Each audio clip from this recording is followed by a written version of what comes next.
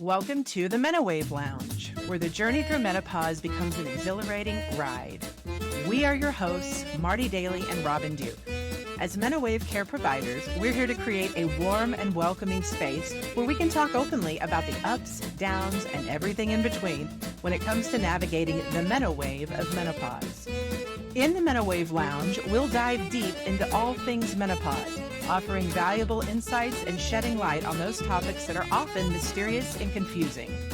Whether you're in the midst of those sizzling hot flashes or just looking for some cool conversations and expert advice, this is the show for you. Join us in our team of expert care providers, from health professionals to holistic practitioners to coaches, as we explore the transformative journey of menopause together. We know that during this stage of life, there are plenty of questions, concerns, and experiences that can feel very overwhelming. And the lack of women who actually want to talk about it can feel very lonely. But fear not. We're here to provide the support you need as we all ride the Menowave together. Each episode will be joined by a variety of inspiring Menowave care providers who have walked this path as well, sharing their voices and offering valuable advice. So don't miss out on the laughter, the tears, and the camaraderie. Tune in now and let's ride this wave together. Welcome to the Menowave Lounge, hot flashes and cool conversations. Welcome to the Menowave Lounge, hot flashes and cool conversations. I'm Robin Duke, and this is Marti Daly. We're excited today to have Kimberly Marin. She is an acupuncture physician and registered dietitian who specializes in helping women in their 40s, 50s, and 60s master menopause the right way. She helps women resolve the frustrating and confusing side effects of unruly hormones, such as depression, raging anxiety, achy joint pain, loss of libido, 5-alarm hot flashes, fatigue, apathy, and brains on pause. With a Bachelor of Science in Nutrition and Dietetics, certification in Functional Medicine, along with a Master's in Oriental Medicine, Kim enables women to get back to their trailblazing, boss lady, energetic, happy selves with her proven SOS method. We are super excited to have you, Kim. Welcome. Welcome, Kim. Thank you. I'm super excited to be here. I love what you said with that about the brains on pause, because I just want to share with you both. Because I think a lot of us can relate. But over the weekend, I was at dinner. My best friend in all the world had taken me to a show, and I took her to dinner afterwards. And so it was later, probably past her bedtime, like probably around 8:30 or 9. And we're in this restaurant. We're having a great time. And the lights start to dim in the evening to give it that ambiance. So, hey, we're used to that. Oh, until it came time to pay. And they had one of those payment kiosks they give you at the table where you can just pay your bill there. And it's dark and we don't really notice because this little thing is black. And I am trying to put my card into what I discovered was the receipt, like the printer part. I'm sitting there and I'm like shoving my card in there and it's saying reading the card wrong, insert chip. And I'm like, I don't know. So I give it to my friend who's just 6 weeks older than I am. And she can't figure it out either. So we're both sitting here. We're both Gen X. We know technology. We know this stuff. And we ended up having to call over our server, who's like this beautiful young lady in her 20s. And she's probably like, oh my gosh, because we're like, why can't we get this to work? And she tells us, oh no, actually the card reader is in the back. And we're like, how the heck would we know? It's dark in here. It's a black device. So both of us felt like really silly. So I love that when I hear that brains on pause. That's exactly right. How about you, Robin? Do you have any? Can you relate? Gosh, yes, all the time. But this weekend, I had a brain on pause moment where I was taking some dogs out for the day. It was a beautiful weekend. And we had 2 dogs and 2 cars. I thought, my little dog Bonita was in the other car, and the other person thought she was in my car. And guess who got left was Bonita. I didn't even realize. I got 5 miles down the road, and my sister calls me, and she's like, hey, I think you forgot something. And I'm like, no, I think I have everything, right? Didn't even look in the back seat to see if Bonita was in there. And she's like, Bonita's still sitting in the driveway. And I'm like, oh no, flip a U and you go back. And here's this poor little dog. She's just sitting there, little Bonita. She's just looking at me like, you forgot me, Mom. I'm like, brain on pause. Exactly. How about you, Kimberly? Honestly, when I was thinking of brains on pause, I have worked with so many women that they're in the corporate world, or they're executives, or they have their own business and they're constantly doing things, so they're constantly using their brains. And so many of them, including me, go through this period of time where you cannot think of the word that you want. So, I mean, I have literally looked at my own kids and been like, hey, you. Exactly. Because like for a fleeting second, I cannot recall their name. And that is really scary. And it can happen across the board, like simple words, like maybe you don't remember the word book or the word computer. It's just like out of your grasp. So there's definitely so many different aspects to brain on pause. It's also walking into a room and forgetting what the hell you just walked in there for. I know that happens to me. I mean, how many times a day does that happen to women going through menopause? You're going for something, you're on a mission, you get there and you're like, okay, what was my mission? Why? And like you said, I've seen like a meme on Facebook, like, I can't remember what I did when I came in the room for, but I can remember all the lyrics to, Walk This Way or Thriller or something. It's the funniest thing. You just have to smile and laugh. Yep. I mean, but there's hope. It doesn't have to be that way. There's plenty of things that you can do to get those functions back. So all is not lost in the menopause world.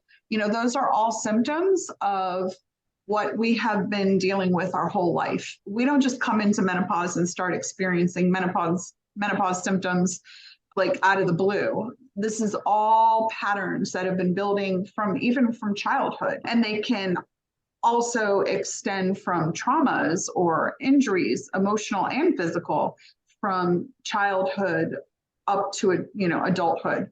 So there's actual studies now that are showing that our emotional status has a big part to do with how we go through menopause and what symptoms we experience in menopause. I've read that too, and I find that fascinating and that also helps explain like why my menopause is different than my best friend's or different than my mother's, because what we as women have been learning our whole lives about ourselves, about our femininity, about our bodies, traumas, things that may or may not have been resolved, absolutely impact the symptoms, the severity of the symptoms that we have. And some of us know people that not have a problem with it all, and others not. So it's a fascinating thing that I think people don't realize. Oh, yeah. And that's why it's never like a one size fits all solution for our menopause symptoms. But I kind of want to circle back, because one of the things that we were going to talk about today is from hearts to hot flashes, how emotions impact our organs in menopause symptoms. And Kimberly is an expert on this field. Kimberly, how did we get connected with the emotions and our organs, and how do those whole pieces fit together? Can you tell me a little bit more about that? Sure. So, my expertise is Chinese medicine. And in Chinese medicine, there's a much different theory as to how to heal and treat the body. Where Western medicine sees, emotions and physical body as separate entities, although that's changing over time. Chinese medicine has always saw how emotions impact our body and our organs and our health. And each organ of the 5 master organs has an emotion assigned to it. So, for example, you have the lungs, which grief is assigned to lungs. You have the liver, which is anger. You have the heart, which is joy, but it's also disappointment. So those two, and anxiety plays into there as well. You have the spleen, which is assigned to worry. And then you have the kidneys, which are assigned to fear. So experiencing any of these emotions can create issues with the physical organ or the energy pathway that feeds the organ, which is called a meridian in Chinese medicine. So the vice versa is true as well. If you have an insult or injury to one of those organs, it can create a problem emotionally. So for example, let's say you have someone that went through a heart bypass. The heart does not like to be messed with. It doesn't like to be touched. It doesn't like surgery. It doesn't like to be, messed with. So joy is the heart, and anxiety, but depression and disappointment is also part of it. And it is well known in the Western medical field that after someone has open heart surgery, they are very likely to go through a large bout of depression afterwards.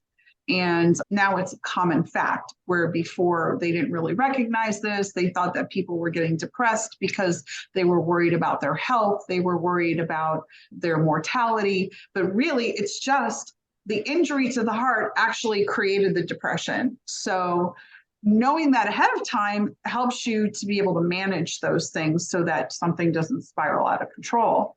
So it can go both ways. And an emotion can injure the organ, and an injured organ can create the emotion as well.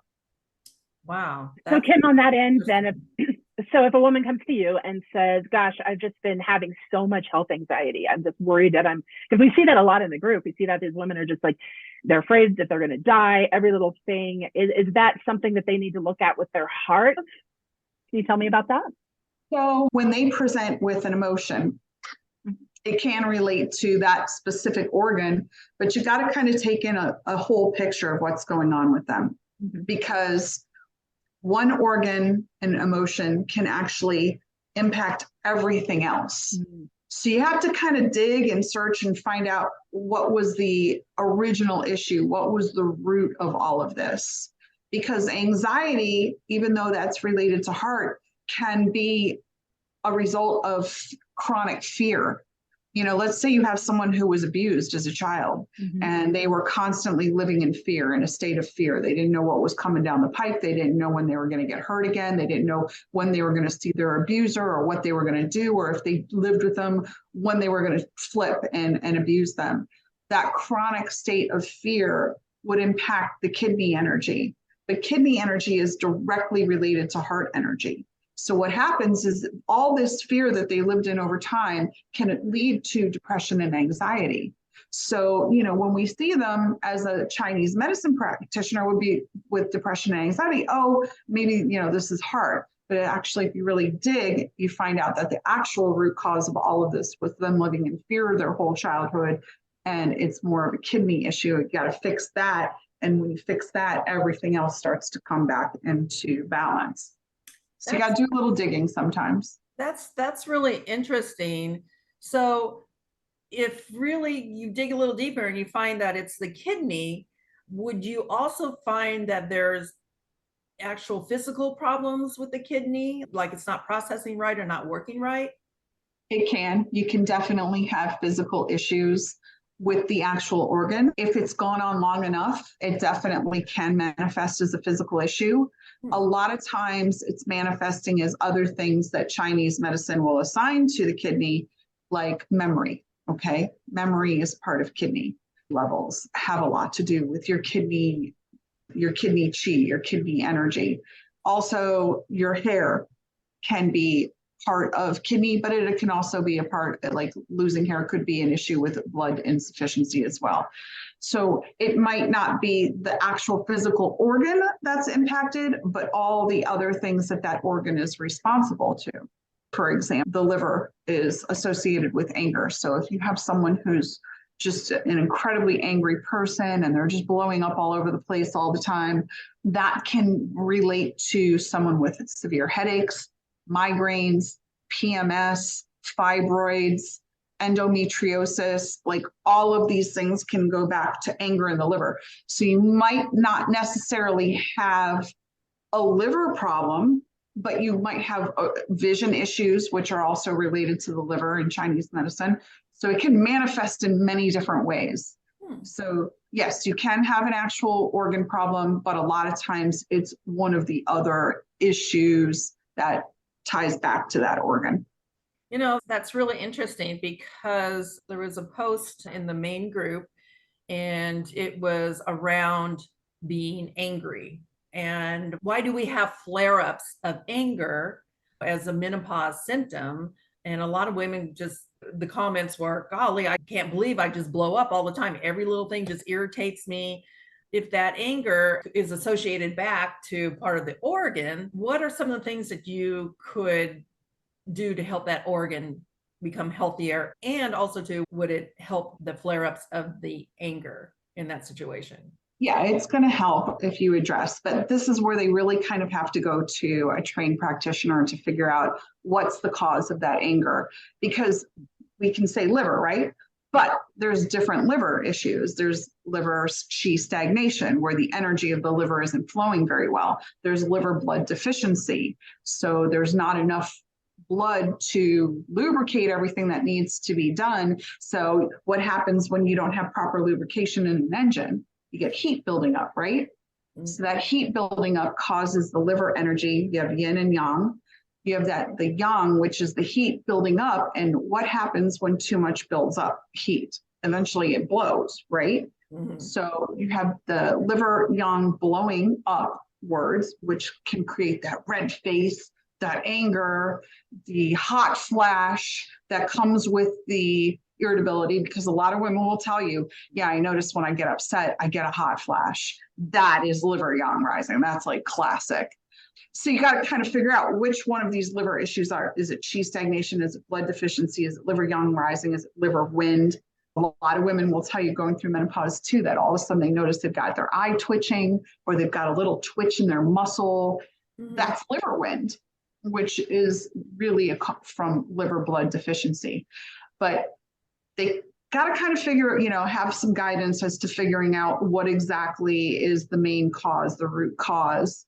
And then depending on that, there's different treatments. So you would treat liver yang rising a little bit differently with different herbs and different acupuncture points than you would just liver qi stagnation. But it's all fixable depending on how long your pattern's been set. Is going to depend on, how long you can expect things to take to fix. I like to tell women 3 to 6 months to really get things where they're feeling good again. But there are some women that are so depleted or just so deep into imbalance that it could take 12 months or longer to really get things back in order. But it can all be fixed. And I feel like menopause is one of those times where things just come to a head, because especially in the Western culture, women just run ragged, right? A lot of us are the breadwinners, we're the moms, we're the cooks, we're the cleaners. Like, we literally do everything. And we have to. We've got kids and we're doing it for them, and we're not going to not do it, right? Mm-hmm. The women that get the most severe menopause are usually the highest achievers, because they've just been burning candle from both ends for so many years. Now the kids are gone, right? Now we've got the kids that are off to college. Now we're at home and we have to deal with a dysfunctional relationship that we have with our partner, right? Because we don't have the kids to focus on. So we have a lot coming at us all at once. We have silence, and in that silence, all the beasts are going to rear their ugly heads. Mm-hmm. And it's just that timing, plus our body starts to go through a lot, and it's kind of just like this massive collision of everything. And, I do find that women who have been working on themselves emotionally, getting therapy and kind of like trying to resolve their childhood traumas as they go through life tend to sail through menopause much easier. The ones who have put everything on the back burner and keep focusing on surviving every day are the ones who get the smackdown during menopause. It's finally the body saying, listen, lady, we're dealing with this whether you like it or not. And you tell me how you want to do it. We could do this the hard way, or you can start facing some stuff and do this the better way. So diet catches up, bad relationships catch up, inactivity or lack of exercise catches up, all that stuff that we were supposed to be doing for us that we didn't do because we were taking care of everybody else.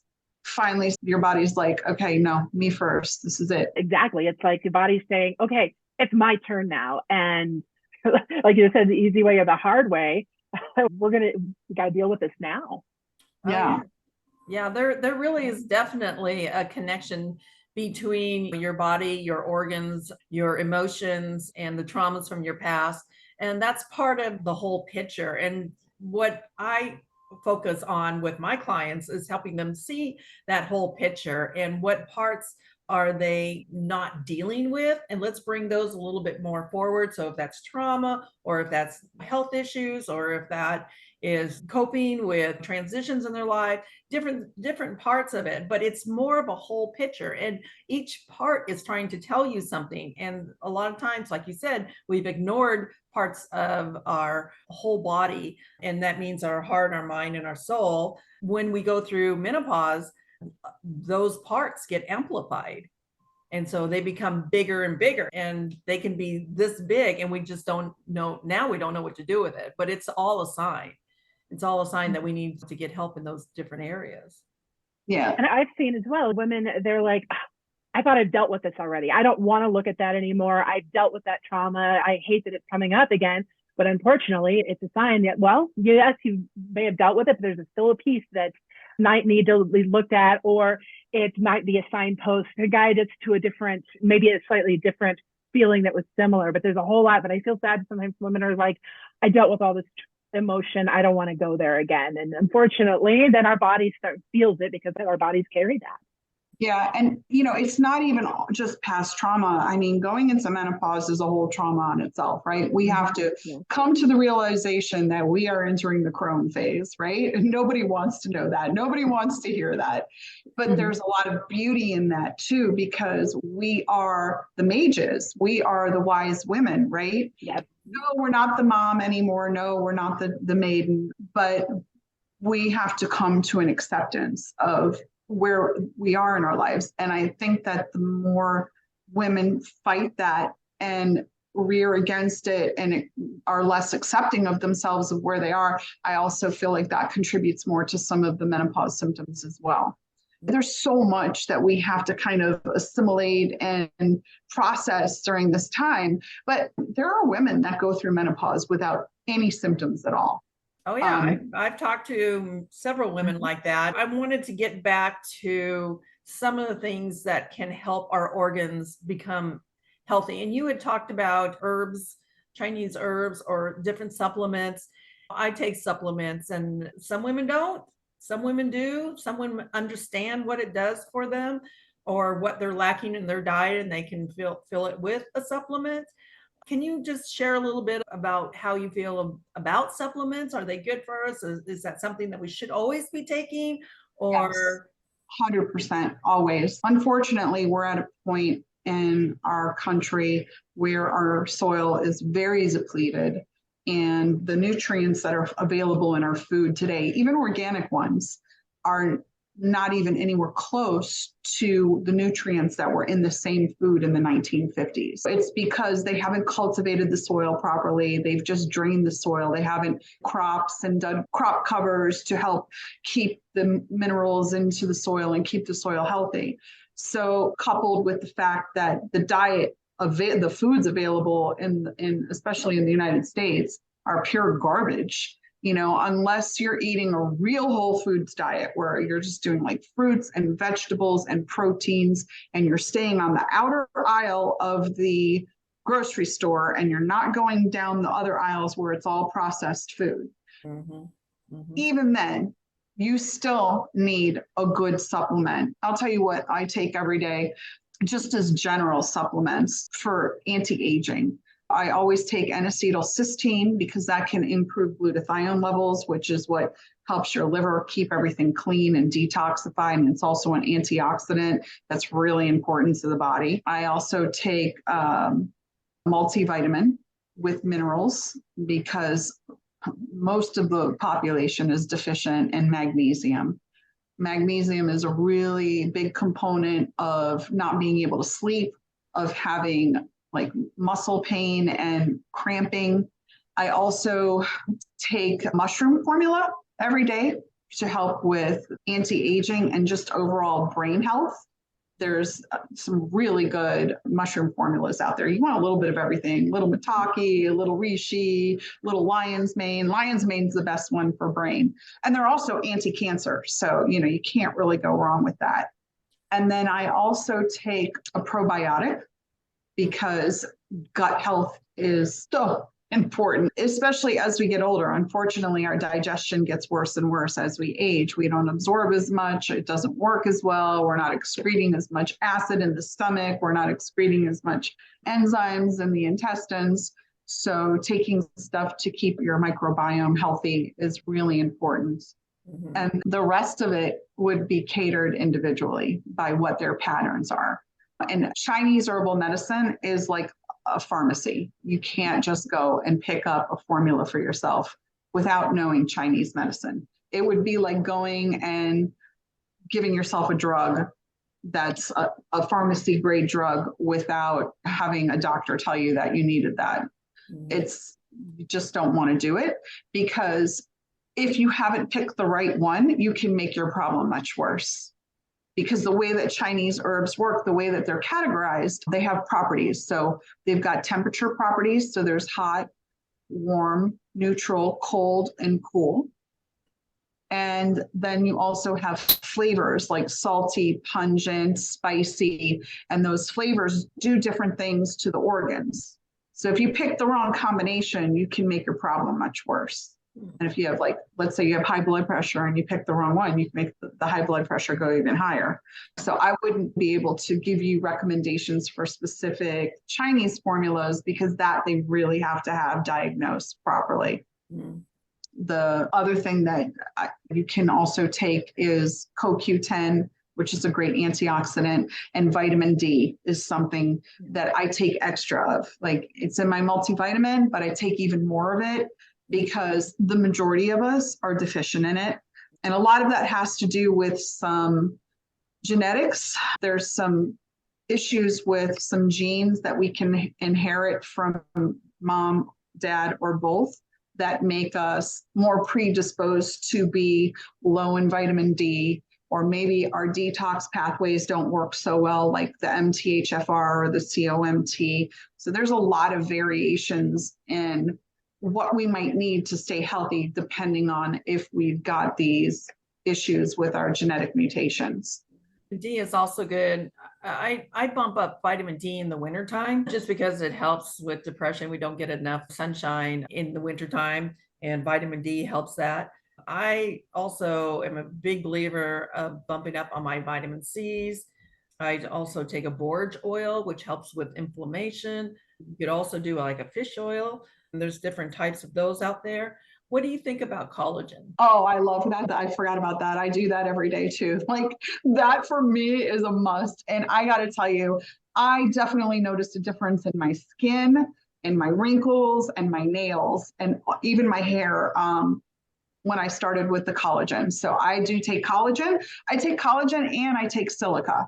So I do both of them. I will tell you though, if you get the silica, get the capsule, don't get the liquid. It is disgusting. It tastes like fish that's laid out on the side of the road for 5 days. It's really gross.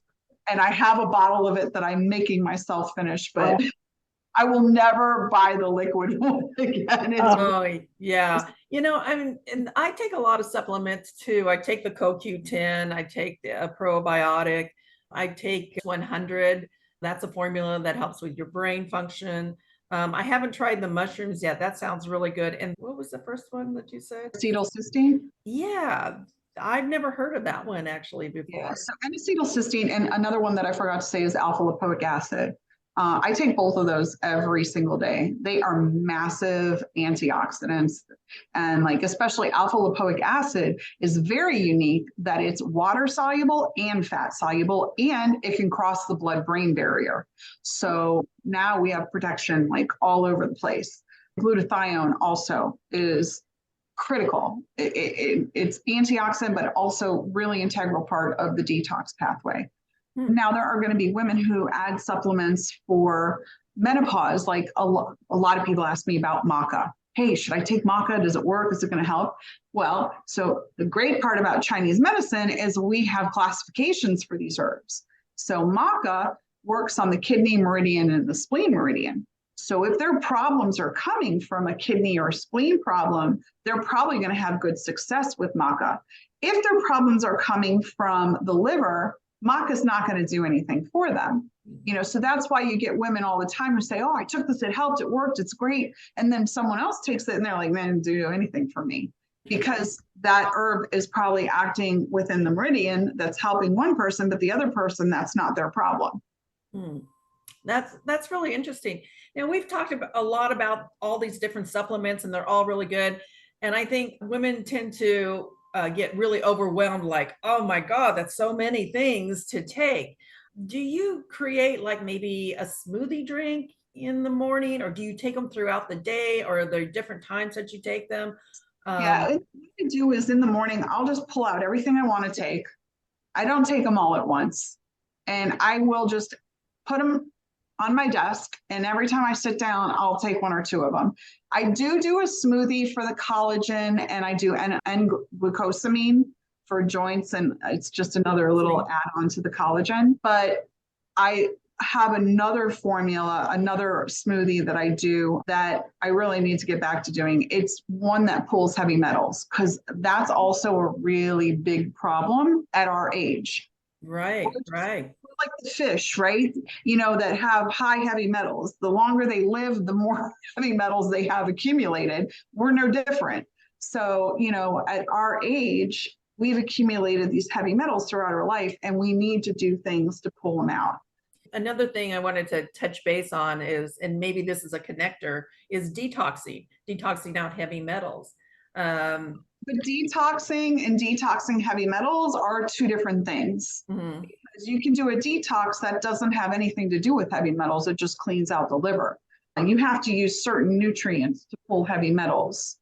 The two that I like the best is cilantro and seaweed. Use different seaweeds to pull different heavy metals. I would have never have thought cilantro, because I like cilantro and Mexican food, and I use it in my salads and different things like that. But I kind of feel like you're taking it to a different level than just putting something on your salad, right? Yeah, I mean, you need more than just a sprinkle of it. They actually sell cilantro in a concentrated herbal formula, so you can take it concentrated. And the thing with that is, if you do that every day, and you can add parsley in there too, or you can make yourself a greens drink. If you do it consistently, you will slowly pull the heavy metals. You don't want to do like a massive heavy metal pull at once. You will make yourself much worse by doing that. And the heavy metals have a lot to do with a lot of the neurological symptoms that start showing up around this age. So memory problems can definitely be an indicator of too many heavy metals. Parkinson's, Alzheimer's, these other neurological issues can also be related to heavy metals. And there's some theories out there. There isn't any hardcore evidence on this. These are just theories. But there are some theories that show a lot of neurological issues like Parkinson's may be a combination of heavy metals and viruses. It's like a toxic combo that creates these issues. There are studies that show that people with Parkinson's tend to be loaded with mercury. We don't know what part that plays in it yet. Is that a cause? Is it a result? Is it because they have detox pathways that aren't working properly, so they can't get things out? But mercury is really hard. Mercury just accumulates. We have a really, really hard time purging heavy metals from our body. Another key symptom of heavy metal toxicity is someone who gets chronic yeast infections. Interesting. Because yeast can store heavy metals. So if we've got tons of them, our body might produce extra yeast to hold on to the heavy metals, have somewhere for it to go. That's really interesting, because I know that people with old fillings can have That was the question I was going to ask, because when I went to the dentist several years ago, she suggested that I replace the amalgam, the metal, with a composite and swap out my fillings for that reason. And Kim, do you find that that's helpful? Yes, but you need to have it done by a dentist who knows what they're doing, because intoxicate yourself when they're removing those things. There should be a dam set up on the back of your mouth so that nothing gets swallowed. She did that. Yeah, it has to be done the right way, because there's some dentists, like when I had mine removed, this was a long, long time ago. They just went in there and drilled them out, like knowing what I know now. Oh my God, what the heck did I do to myself? But yeah, so if you have metal fillings, you definitely need to get those removed. But also you need to do it on a schedule so that you're not overloading your system as well. And you want to do massive, massive metal detox after each time that you get those removed. Oh, that's really interesting. Yeah, because teeth issues seem to be something that's going on with a couple people that I know, including myself. And yeah, and it's like, okay, there's got to be a connection between because your mouth is so like personal, that's. Well, here's the thing with teeth. Sensitive. First of all, every tooth that we have is connected to an organ, every single one. So if you have certain teeth, there's charts that you can go and Google online, teeth organ chart, and you can find out where is that tooth, connected to. But also, and from a Chinese medicine perspective, the gums are really related to stomach and large intestine. So like if there's tooth infection or gum bleeding, a lot of times there's too much heat in the stomach or the intestines. So we would work on releasing heat and helping fix those problems so that they're getting rid of the bleeding, swollen gums and getting to a point where they can start to heal again. I feel like whenever you have any type of work done to your teeth, it's almost like a trauma. Like for me, it's like I almost need another 24 hours just to come down off the adrenaline of having my teeth worked on. And not that I'm afraid of it, it's just that it's a lot of stress. I mean, nobody loves the dentist, let's face it. Nobody's like, hey, dentist appointment, yay, I wanted to ask you one last question. People that have a lot of kidney stones, where does that come from? So that is different possibilities. So a big part of that is their diet, forming oxalates. They need to do a low oxalate diet, depending on what kind of stones. Most common ones are oxalates. But from a Chinese medicine perspective, that's a lot of internal heat. And it could be true heat or it can be deficiency heat. So remember I mentioned yin and yang, okay? That's like the fundamental basis of Chinese medicine. So yin is things that are cool, things that are female, things that are dark, things that are liquid, where yang is, sun, heat, vibrant action, like male. So they're opposites. So when yin and yang are in balance, the energy is balanced, right? Mm-hmm. But let's say that you develop a yin deficiency, and we're females, right? So we're predominantly yin because we're female. So we are more prone to become deficient in yin as time goes by. So what happens is maybe our yin goes down, right? And now we still have our yang at the regular level. So this yang, it feels like heat now because the hotness is prominent. So this is why some women have hot flashes also. They've got a kidney yin deficiency. It's not the only cause of hot flashes, but it's one of them. So that extra heat, because there's not enough yin, can create inflammation, and that inflammation can form stones. So you have to see what's the problem there. Why do they have a kidney yin deficiency, or is there a true heat? Which usually with kidneys, there's not ever a true heat, but there can be a true heat in the bladder. There can be damp heat in the bladder, which will create stones as well. So you just got to figure out what the cause. But if someone's a stone former and that's chronic, there's really good herbs. There's Chinese formulas that they can just take on a daily basis for preventative measures. And then there's a South American herb called Chanca Piedra. And that is for stones too, that people stay on. And then another thing, taking first thing when you wake up every morning, doing a glass of warm lemon water helps with dissolving stones, but they have to really look at their diet because a lot of the stones have to do with crappy diet too. So Kim, how does it work then? So like when a patient comes to you exactly like that, maybe she does form a lot of kidney stones. Do you test her? Are there tests you do with her? Does she take supplements and change her diet? Like what does that look like for someone who's coming in and might have a a concern like that if they wanted to explore this route?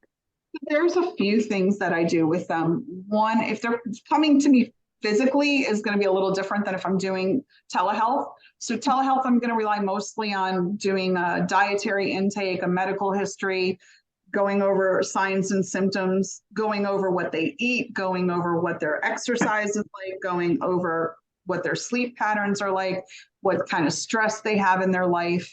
Also, if they are a client of mine online, I send them a little hand cradle that they can place their hand on, and it's called a Zyto machine.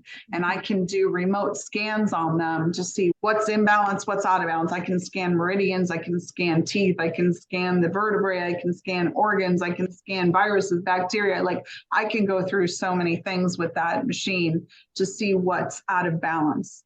I can also look at their tongue, even if we're on telehealth, because the tongue gives me a ton of information. If they're actually in front of me, I'll also do their pulse, because Chinese pulse gives us a lot of information about what's going on internally. And I can also do some what we call muscle testing.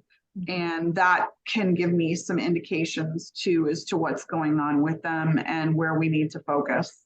Wow, that is amazing. Very different view than what you would do with a Western medicine doctor. I mean, they'd come in, they check your pulse and your blood pressure and your temperature, and then you tell them what was wrong, and then they give you a pill for it. I'll give you an example of a woman that she's coming up on her last week on the program that she did with me. So she came to me because her doctor wanted her to get a full hysterectomy. She was having issues on her exam.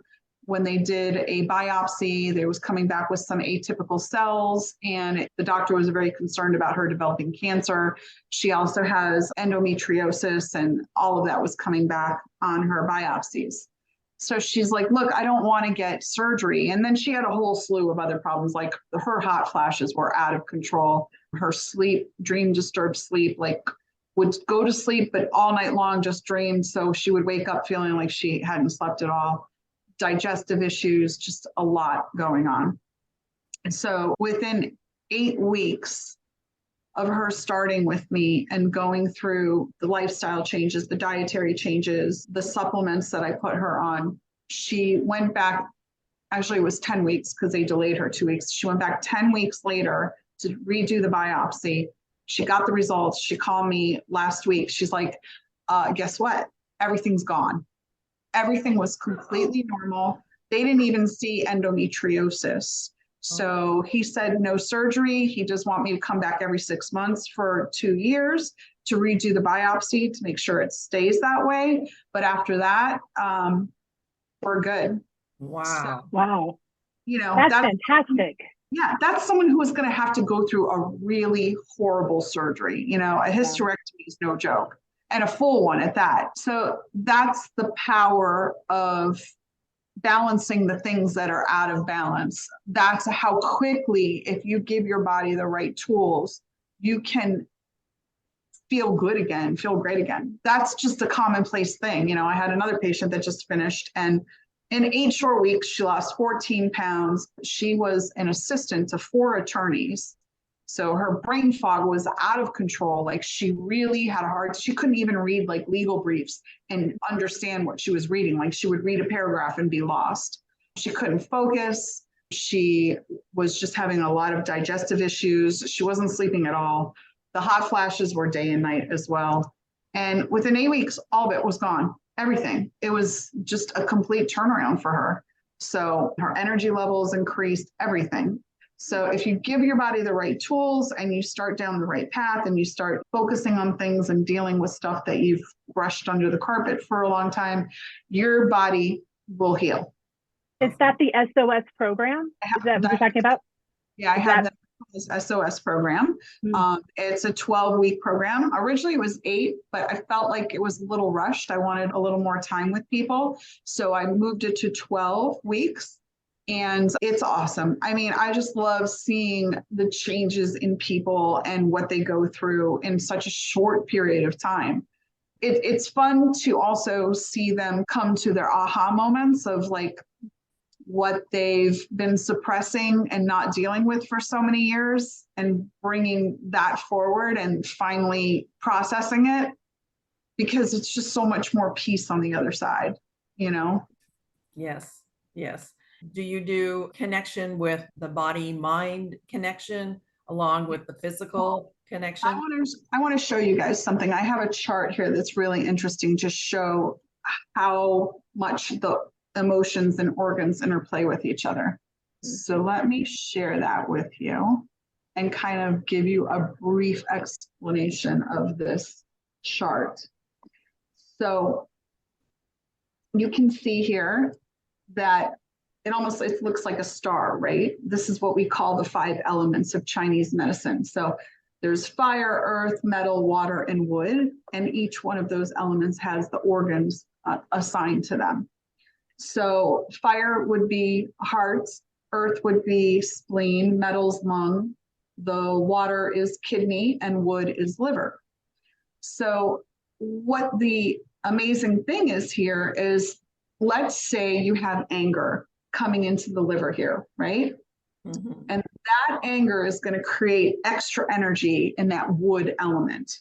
Okay, so what happens? Where's that extra energy go? And what does that extra energy cause? Well, initially, it can cause irritability, anger, volatility. It can also cause a lack of an ability to make decisions, like being stuck. So now we've got that little problem right there, and it's localized, right? We've just started having this issue. But over time, that extra energy is going to push off, because the cycle goes from wood to fire, because wood feeds fire, right? Even in real life, wood feeds fire.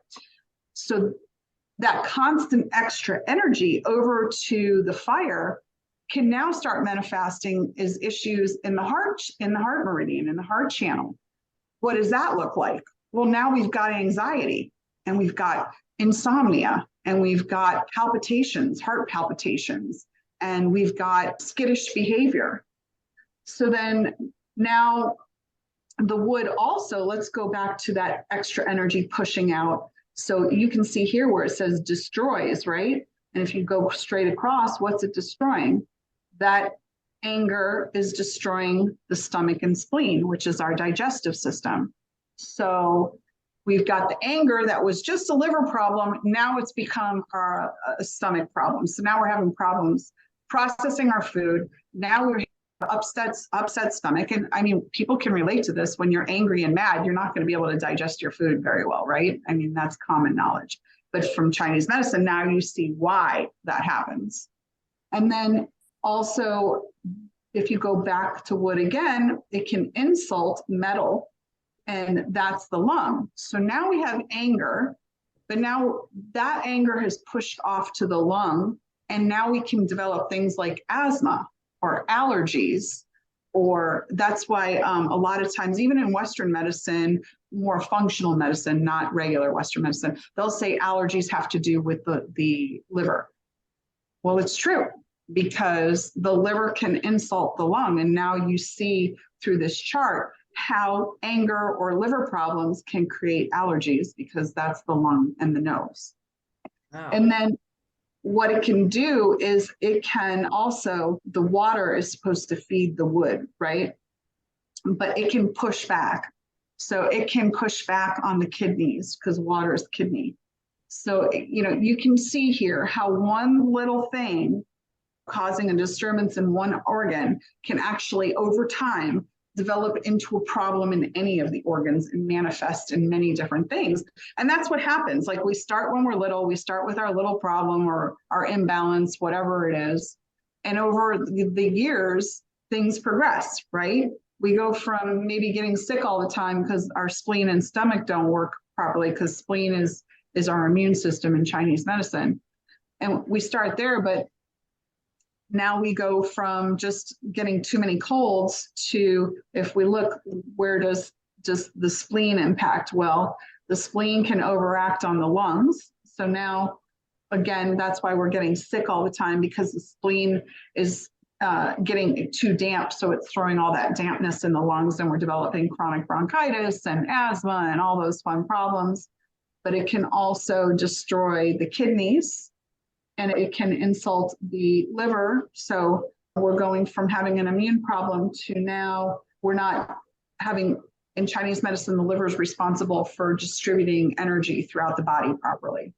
So now our energy is getting stagnant. So now we have fatigue, which is another common complaint in menopause, is the fatigue. And, so just from the spleen and the stomach not working properly, we can see how that can go into asthma. We can see how that can go into chronic illness with the lungs. We can see how that goes into the liver and creates problems with energy flowing and fatigue. And then it can also create issues with the kidneys, which can lead to things like further fatigue, because the kidneys are kind of like the furnace in Chinese medicine. It's the fire that makes the steam that keeps the whole system going. So that's how one little emotion that goes unchecked and simmers over our lifetime creates this whole cycle of problems. Wow. But just by fixing the one little thing, the adverse effect takes place where you can fix 20 problems by fixing one little thing. So it goes both ways. Wow, that's interesting. So amazing. That just takes the body-mind connection to a whole nother level. Yeah. When you stop and think about how connected our emotions are to our body, and all the different emotions are feeding from basically almost 5 different places, and how they're all affected and how they're all connected. That's just so amazing. I just love that. Yeah, no, Chinese medicine is so awesome. It really does explain a lot of things that Western medicine doesn't have an answer for. That's why I like it, because it does go to the root cause of an issue, and it doesn't look to just kind of fix the top symptoms. It drills down to find out where is the real culprit here. That is so amazing. I have learned so much in just our time together. Kim, how do women reach you? How do they find you, find out more about it, whether you can maybe help them or not? Maybe you look into the SOS program. So yeah, they can go to www.menopause-sos.com, that menopause-sos.com, and they can just click on book a call. They can book a discovery call with me. There's no charge for that. And I'm happy to talk to them to see if I am able to help them and figure out what's going on with them. Fantastic. Okay. Well, that is so great. Kimberly, I wish we had more time to go on. I just really want to thank you for coming on and giving us these beautiful examples. We've talked about our organs and how they're connected to our emotions. We've talked about supplements. We talked about detox. I love that emotional connection, heart, body, and soul connection. This has been so amazing. I've learned so much, and we've only had a few conversations, and I just come away going, wow, so great. Well, I'm very honored to be here. I thank you guys for having me on. I really enjoyed having the talk with you guys. It's been amazing. Wonderful. That's well, wonderful. Thank you. Yes, thank you. We'll see you next time. Thanks, Kimberly. Bye, everyone.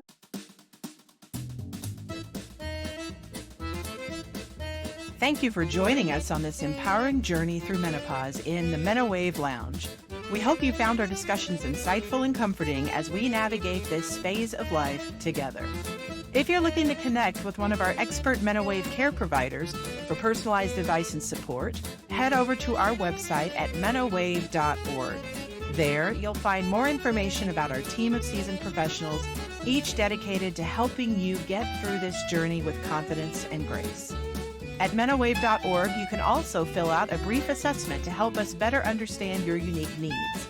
Based on your responses, we'll match you with care providers who align perfectly with your individual requirements. Remember, you don't have to face menopause alone. Our team is here to provide the guidance and care you deserve. So take that step towards reclaiming your well-being and connect with a Menowave care provider today. Don't forget to watch the Menowave Lounge in the VIP Menopause group on Facebook for more advice and conversation. Together, we'll continue to break down barriers, share stories, and embrace the sometimes hard to find beauty of this transformative journey. Thank you again for tuning in. We'll catch you on the next episode of the Menowave Lounge, hot flashes and cool conversations.